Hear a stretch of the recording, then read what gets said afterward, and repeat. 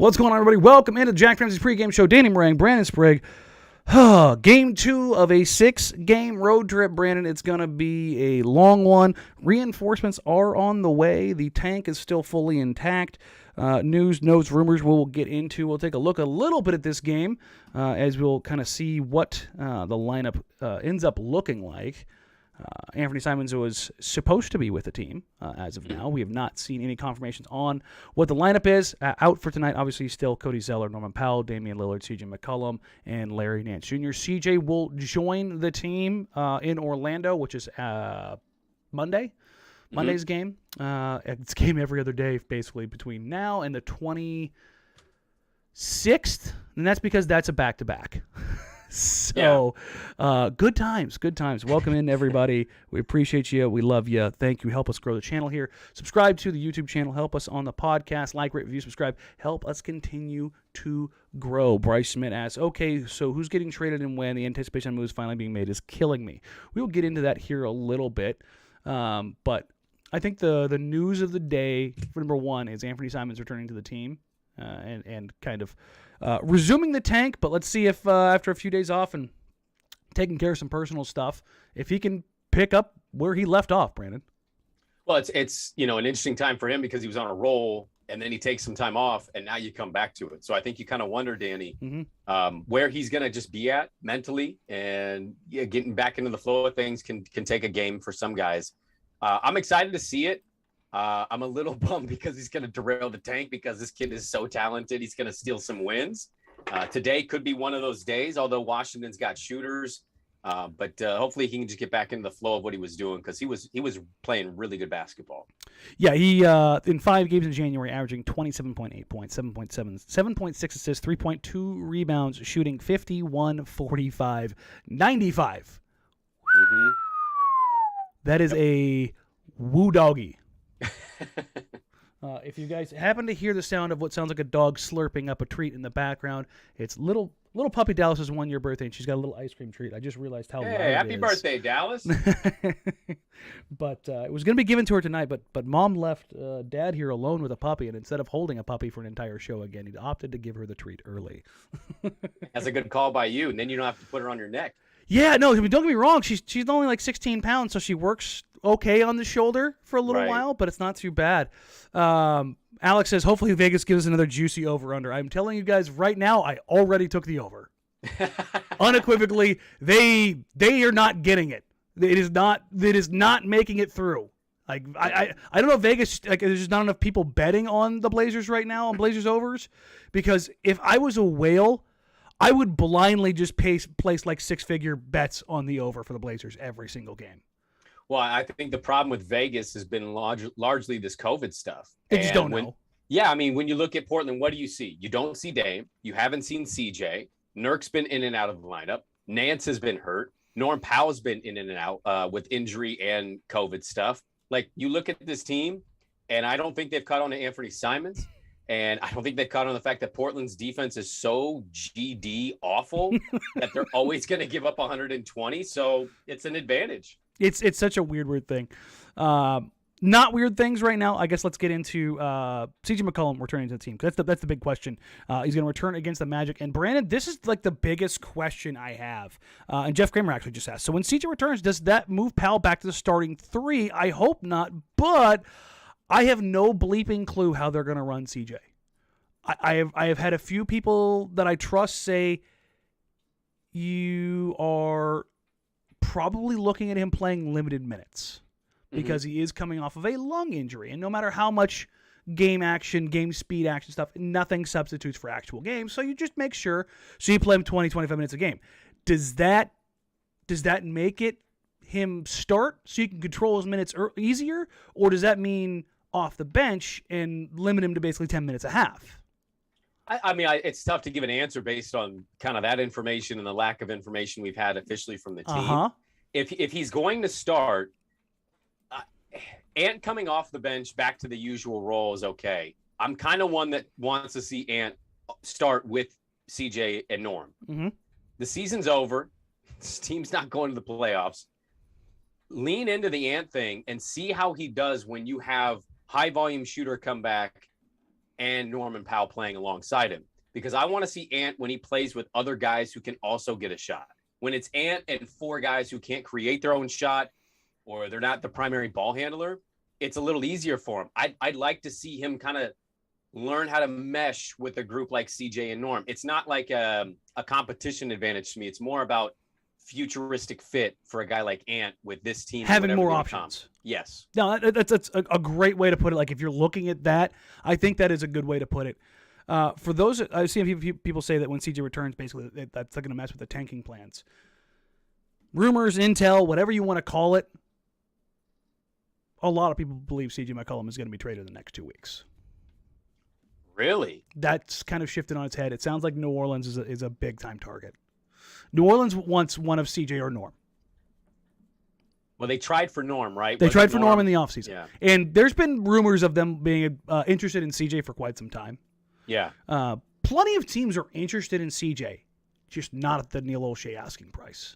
Well, the Neil O'Shea asking price it's right out the window. I'm more curious. I would assume Hart is in that deal. Yes.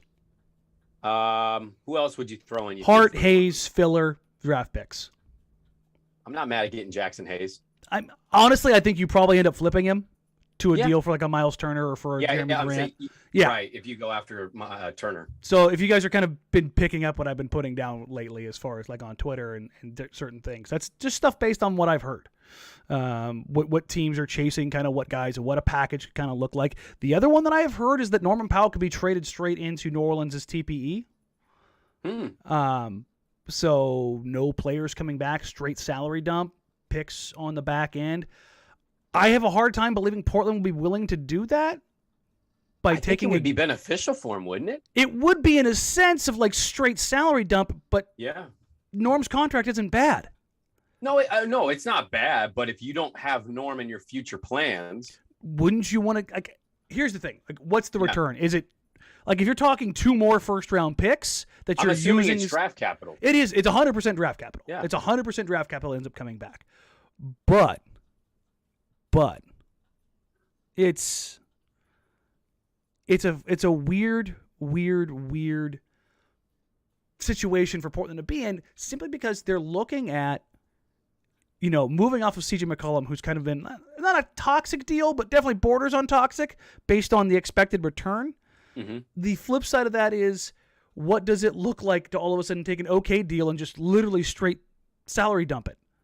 Like, that's such a hard switch from like, oh, we'll carry a toxic deal for 4 years, and then, hey, we have an okay deal for a player who performs up to their standing, and you're just going to flush it. Well, I think that speaks more to the change of leadership. It would be a serious shift in how you view things. 100%. Here's my thing. I know Norm is a good deal. I'd like to have Norm Powell be a part of this team and where they're going. If he ends up going for draft capital and it's what you say, it's salary dump, I would understand the reaction of, why would we do this? Why would we not get? I think we need to take a step back quickly and just kind of remind yourself there's probably a grander plan with this, right? Like, yes, Joe Cronin's not dumping Norm Powell to New Orleans, just straight salary dump just to do it. Like, he's got to be thinking 3 or 4 steps ahead of, if we can get X and Y. Yeah, it's a domino piece. So it would hurt to lose Norm. I agree with you. That contract's really good value, but it would just kind of it would turn my wheels a little bit of Joe Cronin's got something in the works, especially if he trades CJ as well, because that's a surprise to me that CJ might get traded in the next 2 weeks. I just assumed at this point CJ was a summer trade, and this was just about kind of reestablishing his game, some value for himself, things like that. But if it's 2 weeks, makes a lot of sense that he joins him on this trip. Show that he's okay, good to go. Has nothing to do with trade value. His trade value is his trade value, but just show that he's good to go. JB says if Norm goes to New Orleans for draft capital, wouldn't that signal rebuild around the young guys? You can't look at singular moves right now as it pertains to the Trailblazers and go, oh, that's this. oh, that's this. You have to wait until after the trade deadline. Right. Like when that final bell rings at the trade deadline, then you evaluate. Because I think they're going to make you and I have talked about this off air a ton. I think they're going to end up making a ton of moves, smaller transactions that turn into bigger transactions, or maybe they combine it all into one. Well, they couldn't if it was Norm because it's a TPE, so it just had to be a straight singular transaction in that regard. But I don't think you can say, oh, they made this move, so therefore this. Mm-hmm. I think you can, especially if it's CJ for viable NBA players and draft capital. You can go, oh, they're probably looking to swing that somewhere else. I don't think you can look at any singular move and be like, oh, that's it. Like that's the big ticket move, unless all of a sudden they swung for the fences. But anything below that, I think you're just evaluating each move singularly, and I don't think that's going to be the right way to do it this trade deadline. I think it's going to end up being a sequence of moves. Well, I agree with you 100% everything you said. I don't think we should read into a rebuild around young guys yet. There's been zero indication that Dame has changed his stance and how he feels. Yeah.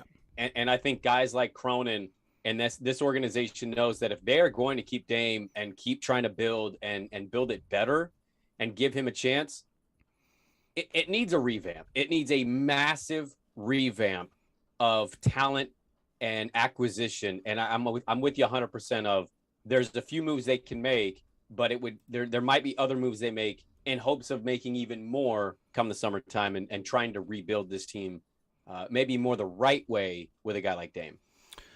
Let's kind of flip back to the Wizards game here real quick, as we're about 45 minutes-ish from tip-off? Yeah, it's a 4:00 tip, right? Yeah, God, I love matinee games. They're wonderful. Like getting done at 7 o'clock, you're like, oh, this is great. Like that. Wait, you like having your Saturday night? That noon MLK Day game has always been one of my favorites when they play in Memphis or something like that, or Washington. I'm like, oh, this is just pure ecstasy. It's like a noon tip off. It's like, there we go. I can work with this. But the weird thing is, and I'm going to flip to it now because I found this to be mildly amusing. We'll go with that. Oh wow, that my box here got all tweaked. Let me readjust that. Our jacked up line of the night got very big. There we go. Jacked up line of the night. Blazers are +7 against a team missing Bradley Beal. Yeah, not great, Bob. I think it goes back to what I said at the beginning of the pod. Washington has a team of guys that if they get hot, they can all shoot. Yeah. Now they are down some shooters. Obviously, Bradley Beal being the most important one. Davis Bertans was downgraded. He is now out. He was questionable. Otherwise, Greg Monroe is with their G League team, and then Isaiah Todd and Cassius Winston are both G League and two-way guys. So nothing else there. So otherwise, they're healthy. And Kuzma's been on an absolute tear. He's been putting up LeBron numbers. I think 26 and 14 over his last 5, something dumb like that. And let me see exactly where he's at. Yeah, his last game that he had against Orlando, he had 19, 9, and 10.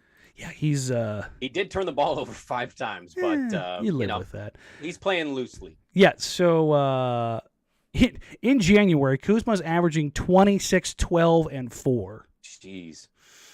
Shooting 55, 34, 74. Well, obviously with Beal out, his shot volume has gone up a little bit more in those games. Dinwiddie is back. KCP, obviously there was a little note about KCP and Montrezl Harrell having a mild scuffle the other day. Yeah, well, I tend to see that as a positive sign, if nothing else. That's like AD and Dwight, right? Like it's a communication thing, and in the moment, these dudes are super competitive, easily pissed off. It's just kind of one of those deals. I honestly wish the Blazers would have fought publicly one of these times. Or had a season. team meeting. Yeah, just like show me a little bit of oomph. But it's interesting to see that the Blazers are that much of a dog to a Washington team that's just okay. But again, it makes me think they think Washington is just going to shoot lights out tonight. That this defense is not going to be able to guard what Washington's presenting. Yeah, I mean they don't have obviously a ton of matchups for what Washington has with a bunch of guys who can dribble, pass, and shoot. The things that the Portland Trailblazers aren't great at right now. But as I stated before, the over/under, I took the over immediately because Brandon, guess what the over is? Is it 217, 216? 215, ladies and gentlemen. 215. That's a spicy meatball. You want to go ahead and make that bet real quick? Right now. Hold on 1 second. Live on air. We're gambling. Andrew says, Danny, did you say Norm can't be packaged with other players? He can't be packaged with other players if he gets traded into New Orleans' TPE. The other part of that is that would give the Blazers a trade exception, but the Blazers have done absolutely nothing with trade exceptions ever. So, yeah, no, that's locked in. Yeah, that one, I saw 215. I was like, refresh. Are you sure that's the number you're giving me is 215? Right line? Yeah, 100 times. I was like, let me go ahead and push that plus button about 3-4 more times. There we go. Right. That's good. That's good. Yeah, it's a good spot to stop. If you have a gambling issue, remember, call the gambling helpline. It's well, like I said, when I saw that, it was kind of crazy. But just kind of get back to just a general scope of where we're at as far as the norm into that particular deal. Mm-hmm. With a traded player exception, that room exception that is created, you cannot package that up with anything else. They have to be traded into that exception. So that's nothing else will be packaged with that. And I did misspeak the other day. I listened to somebody else who told me that February 2nd was the date because of Norm's bird rights when I originally had it as January 15th. That person is an idiot. And I had it right the first time. It is January 15th. So as of today, Norman Powell can be traded. Call him out. I'm not going to do it. He's right. He's right 98% of the time. And I was like, "Are you sure?" He's like, "I'm almost certain, man." And I was like, "Okay, cool." Okay. So it happens. Yeah. Overall, what are you looking for from this road trip? I should say, Brandon. Not necessarily this game in general, but just the next 5 games before the Blazers come back home. They have a back-to-back when they get back home, and then they have one more game before going on a 4-game trip again. So, again, 10 of 12 on the road leading into the All-Star, or excuse me, into the trade deadline. I'm kind of just more in the continue to show me how much you give a damn. I don't think this team's good enough to win most of their games. But what they're good enough at is playing hard, playing for each other, and putting themselves in a spot where we kind of wonder aloud, do they have a shot? Now, look, Denver is an entirely different animal. We all knew they were going to get their ass kicked in that game. That stood no chance of them winning that thing. But when you play teams, I think, of the level of even Washington without Bradley Beal, you kind of go into it maybe thinking you have a chance. If Ant, starts off like 2 for 3 or 3 for 3, that's something to kind of monitor, right? It's to see if this team is going to fight. And I think it allows guys like Joe Cronin and even the fan base and us to maybe look at different guys in different ways. If Nas gets this going on a road trip, I think you're going to feel great about that. If Ant continues to go, you're going to feel great about that. And I overall, I just want to see them compete. I had a friend of mine text me, and he was just like, "Yeah, I hate tanking, but they need to tank." And I said, "Well, but what if they're competing but still losing?" And he said, "I mean, all things considered, that's probably the best thing that you can get." And I think that's where we're at. It's not great, but some nights, guys like Ant, if CJ gets it going when he comes back, like, you just don't know who's going to give you that kind of production. But you do know, based on what we've seen for like the last 4 or 5 games, this team plays hard for one another. And I just like to see them do that on this road trip. Which is kind of where I end up falling, which is give a damn. Show me a little something extra. Let's get the young guys. Speaking of young guys, she almost made it through the show.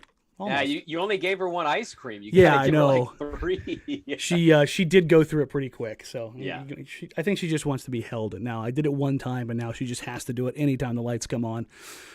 Jeff Kramer says, "Yeah, but I trust Joe to use a TPE much more than I trust Olshey." I mean, yeah. I don't know if we should go there, but okay. I mean, yeah. And yes, somebody else asked a gambling question as far as is it better basically to take the Wizards over or the total over? I like taking the total over because Portland doesn't really struggle to score points even when they're missing a ton of people. They scored 108 against the Nuggets, missing their top 4 scores. Right, and the beauty is they give up like 140 sometimes. Yeah, so like it's if that number is like 215, that's a safe place to go to take the total over. Opponent overs are probably a good way to go too, to be honest. I haven't really messed with them much just because the total over just seems to hit more and more likely over and over and over. I mean, I think this is gonna be like a 113 to 108 type game. That tracks. You know what I mean? Something around those numbers. I think it'll clear 220 pretty easily. Yeah, I do too. Overall standings wise, we can kind of do a little bit of standings watch. I'm not going to get too much into it before obviously the All-Star break. But right now, Brandon, they are in 11th place at 16-25. They are 2 games ahead of 14th place Oklahoma City. 2 games. So everybody like, oh, they can't tank well enough. They don't really have to. No, like they're all, I don't think people realize they are already there. And their schedule is more difficult because of the amount of road games they have. 26 more road games. Yeesh. That's what they have left. Yeesh. And Brandon, guess what game we were at last game? Midway point, baby. 41 games. So 26 of 41 games remaining are on the road. That is brutal. Now, brutal. I want to go back real quick to the Norm scenario. Mm-hmm. If that is to happen, not only do you kind of wonder how they're going to use some of the salary cap going into the summer, I think you also look at it as a clear indicator that Cronin and company are doing literally everything they can to make sure this team bottoms out to the point where we're not going, oh, they're only 2 back of OKC. We're going, they're tied with OKC. Because if you take Norm off and you just get some draft capital, you fill that roster spot with another G Leaguer of some sort of an unknown player, or Nas and Ants minutes both go to 35, and sure. you get more Ellaby and you get more Blevins. Sure, there's surefire ways to make that happen. That is a way to kind of push what we're talking about here. So I think that's another way to view a deal like that if they're to make it. The very interesting thing is I've seen a lot of people like, what if they move for Miles Turner? What if they move for Jeremy Grant? Wouldn't they be too good? Jeremy Grant's currently recovering from surgery. Yeah, a UCL thumb injury. Yeah. That could take 6-8 weeks. 6-8 more weeks to be reevaluate. There's very easy ways to be like, take your time, Jeremy. No big deal. Yeah. And same thing with Miles. Right. I'm sure Miles needs a little work. Yeah. Sure, he might need some PRP treatments on them knees. He's 7 foot tall. Ladies and gentlemen, it is not hard to be like, you know what? He needs a rest day. Hey, Greg, come on, Greg. Throw Greg Brent out there for 18, 20 minutes a night. It's not hard. Everybody's like, I don't know how they're going to tank. It's not hard. They already are, though. Like, that's what I don't get. I don't understand. I get confused by that. Like, people that say that if you're only 2 games away from a team that's actively tanking, you are tanking. You're not a good team. Yeah, no, there's not a good team. And I say that all to kind of call out their whole 2 games thing. Sure, they're also 4.5 games back in the win column of number 9. Like, they're double the distance between the Timberwolves at 9 that they are from 3 more spots back in OKC. Now, are they going to catch Orlando or Detroit? No. They are bad. They are beyond bad. It would be hilarious if the Blazers did drop that game to the Magic, though. Yeah. Just because it would make things swing a little bit. It'd be on brand. It would be very on brand. much like my dog barking every the second I put her down. So it's just a third host. We just have a third host. I apologize, guys. I know it can be a little irritating. I think people understand. It's okay, man. Yeah, it's a level of frustration. I just want to sit here and just give you that ice cream. Eduardo says, why is Tony Snell getting more minutes than Brown? I'm a walking shrug emoji. Tony Snell shouldn't be playing. No, I'm kind of there too. Yeah, like, not because I don't like Tony or that he's not like an NBA player or whatever. It's just, why? What is the purpose of Tony's? I can't remember what movie that's from. It's like, what is your purpose? Like, that's where I'm at with Tony Snell. Like, you're not helping really win. You're not helping the tank. Like, you're not a youth guy who's going to be factor into this team going forward. Go throw on your sweatsuit and chill on the end of the bench. You know the deal, dude. Well, how much of that has to do, though, with, like, first-year coach Chauncey Billups rewarding a vet and maybe not trust? I know, this sounds stupid. I get it. But, like, I can't think of another reason why you wouldn't be playing Greg Brown more than Tony Snell. Makes no sense to me. Yeah, no, 100%. Trenton Watford, Greg Brown, CJ Ellaby. I'm a little dicier on the Blevins minutes, but, like, if you got to go there, you got to go there. I will say this. I have, over the last couple weeks, gone from CJ Ellaby's not an NBA player to maybe CJ Ellaby gives enough of a damn to, like, develop something as far as an NBA player. Because he doesn't really have the bounce. He doesn't really have the size or the length. But we've seen that on guys before. I'm not saying he's going to like be in an NBA rotation, but could he be a back-end rotation NBA guy for a couple years? The amount of bleeps that he gives tends to get me to be, if I squint, I can see it. Like, and I don't mean that as slanderous. It's just, there was a moment where we were like, legitimately, why are you touching the NBA court? Yeah, like what are you doing on the floor right now? I like, it kind of looked like this dude was really good at the 24-hour fitness, but like it borderline on Make-A-Wish. Like I was like, dog, no. Like, but Blevins, we knew why. Could that be a Make-A-Wish? Like, could an adult get Make-A-Wish and like, hey, what's the Make-A-Wish? I just want to play 5 minutes at a basketball game. Make it happen in the preseason. Ahmad Rashad got a contract.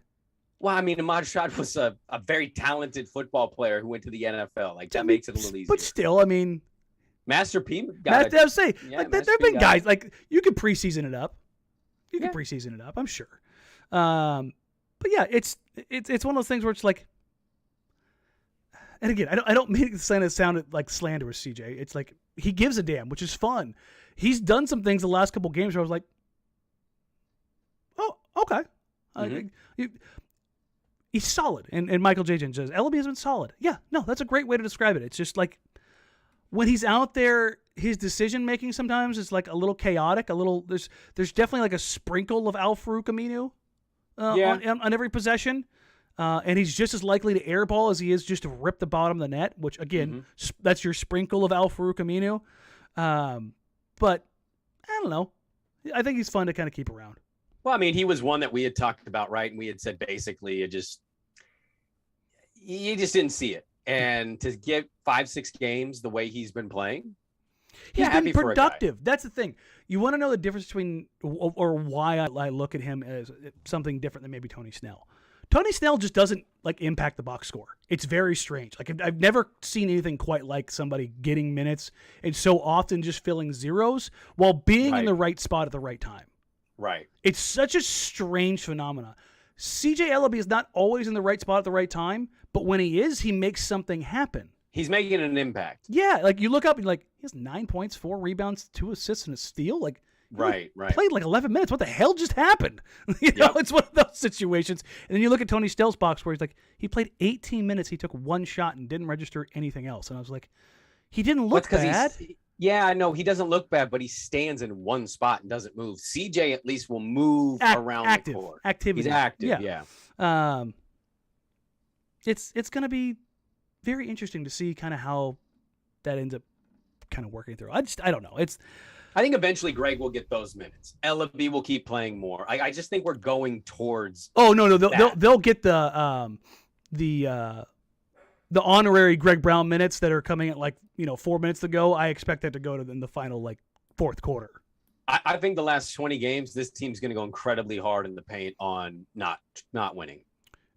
And it's not that hard of a switch. It's not. The Oregon. If everybody's like, "Oh, players don't tank," no, they don't have to. They just tend to not be good enough. And that's not a shot at those guys. It's just young guys that are still developing. So we'll get out of here on this because apparently my dog is losing her ever-loving mind, and I'm gonna go have to find some way to deal with it. Don't murder her. It's her birthday. It is her birthday.